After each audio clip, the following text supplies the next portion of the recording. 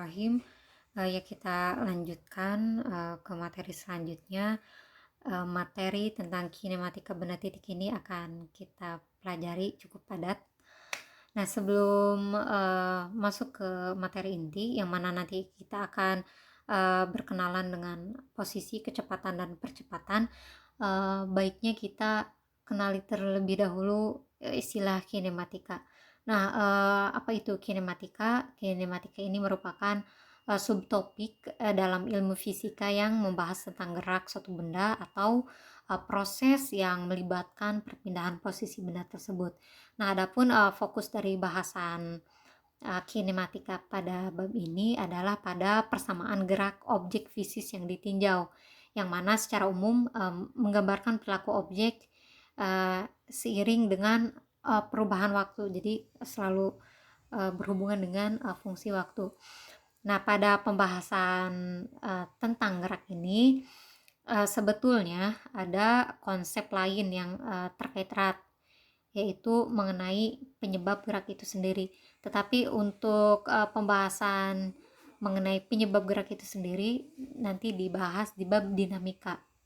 Nah, khusus untuk kinematika ini hanya membahas gerak tanpa menganalisa penyebab benda tersebut bergerak. Nah, itu poin penting bedanya antara kinematika dan dinamika. Nah, pada segmen ini kita akan membahas posisi, kecepatan, dan percepatan.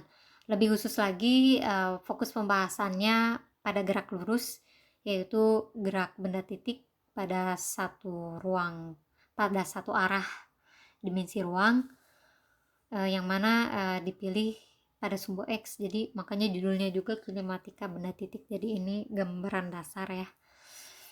Lalu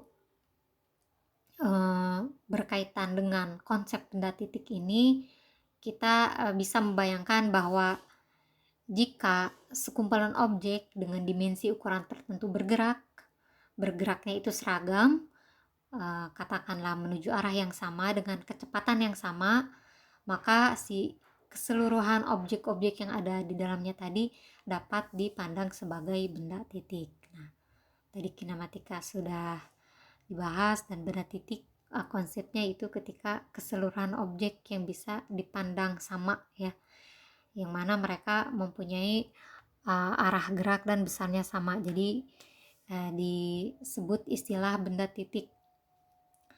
Nah, adapun posisi benda titik tersebut ya, sebelum langsung materi diceritakan sedikit dulu.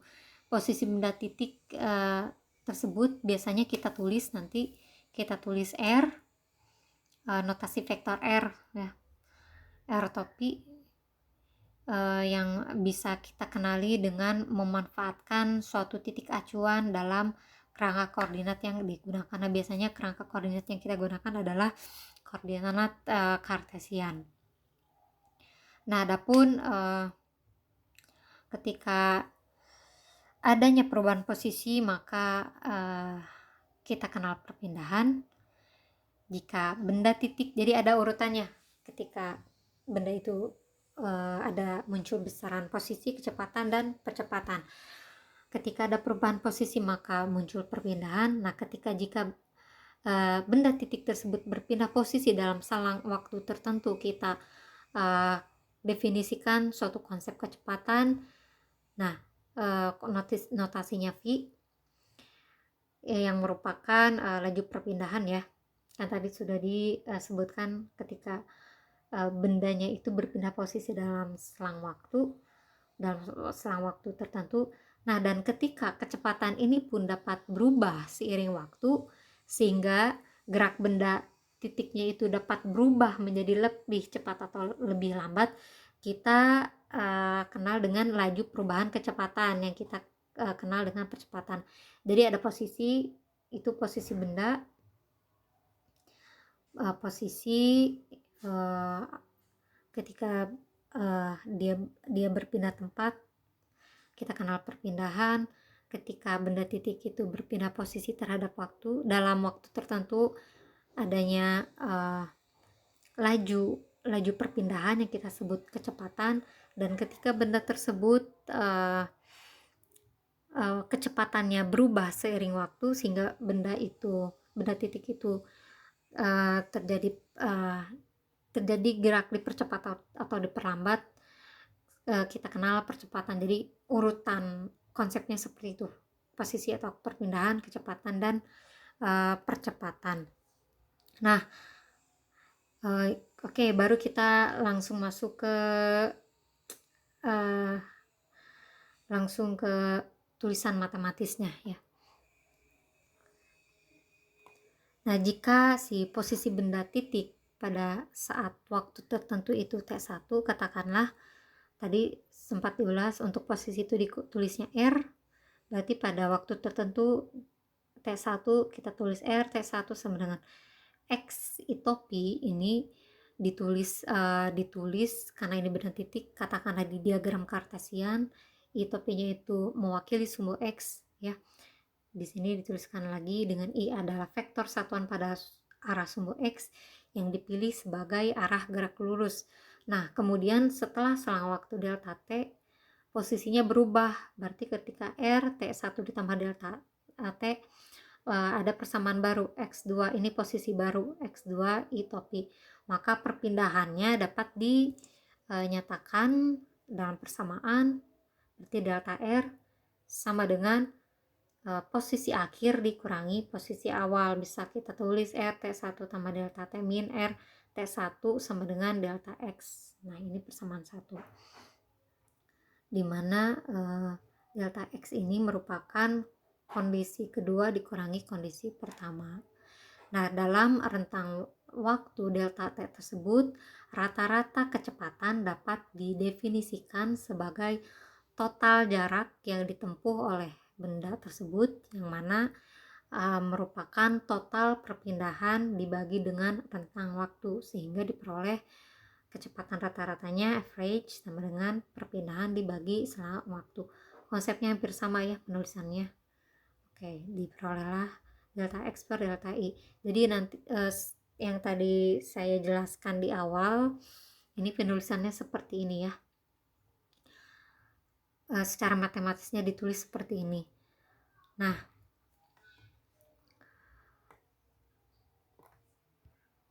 oke.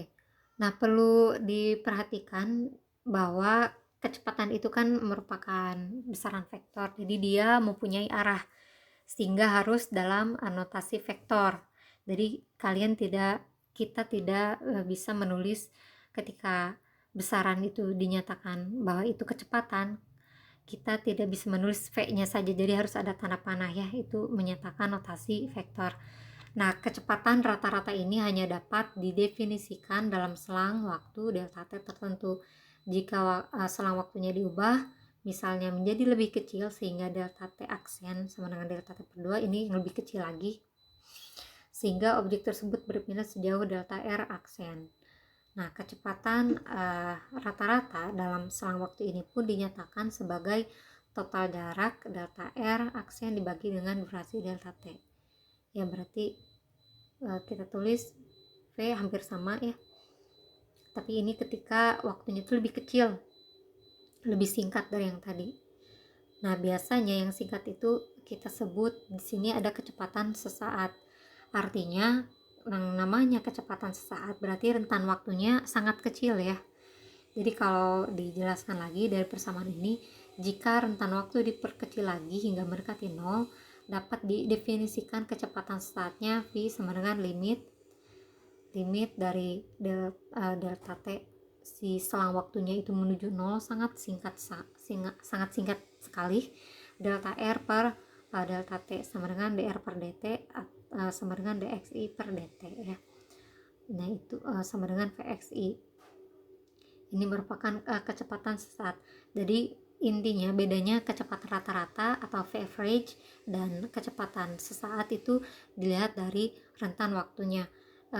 Untuk kecepatan rata-rata biasanya rentan waktunya cukup lebar, cukup agak lama, sedangkan untuk kecepatan sesaat waktunya itu sangat singkat ya, makanya disebut dengan kecepatan sesaat. Nah, yang mana dari kecepatan sesaat ini karena kecil ya, ada perbedaan gitu. Ini merupakan gradien atau kemiringan dari fungsi posisi terhadap waktu. Nah, lanjut.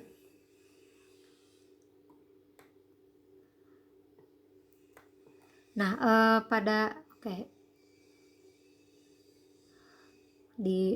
untuk yang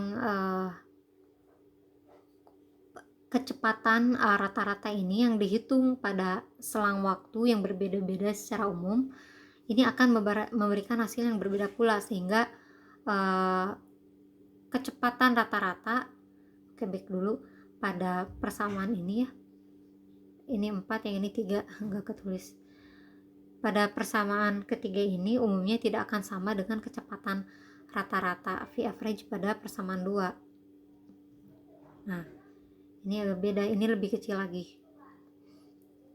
Namun pada kondisi yang sangat khusus, yaitu ketika si objeknya itu bergerak dengan kecepatan yang selalu sama, artinya konstan, maka kedua kecepatan rata-rata ini akan sama besarnya dan memiliki nilai seperti kecepatan sesaat pada persamaan 4, yang mana tidak bergantung pada waktu karena sangat kecil ya, saking singkatnya. Oke, baik, lanjut. Nah, objek yang bergerak ini dapat berubah kecepatannya bergantung waktu. Jika pada waktu tertentu, katakanlah T1 adalah VTI sama dengan VXI, dan setelah selang waktu delta T berubah kecepatan menjadi VT1 tambah delta T karena ada perubahan waktu baru sama dengan VX2I, maka perubahan kecepatannya adalah ya tinggal dikurangkan antara kecepatan akhir dikurangi kecepatan awal, dimana si delta Vx ini merupakan selisih antara kecepatan pada kondisi kedua dan kecepatan pada kondisi pertama.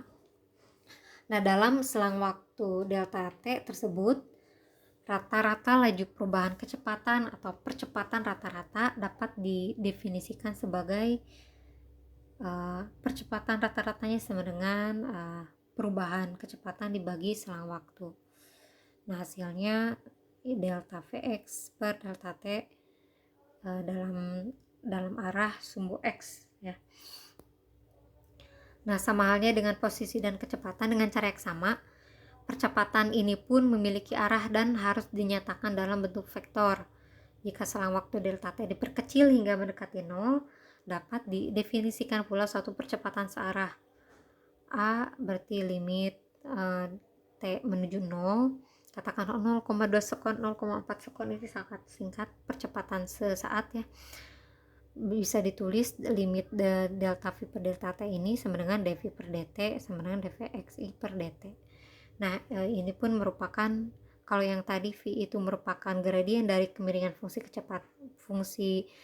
posisi terhadap waktu, sedangkan untuk yang limit dari percepatan ini merupakan gradien atau kemiringan fungsi kecepatan terhadap waktu.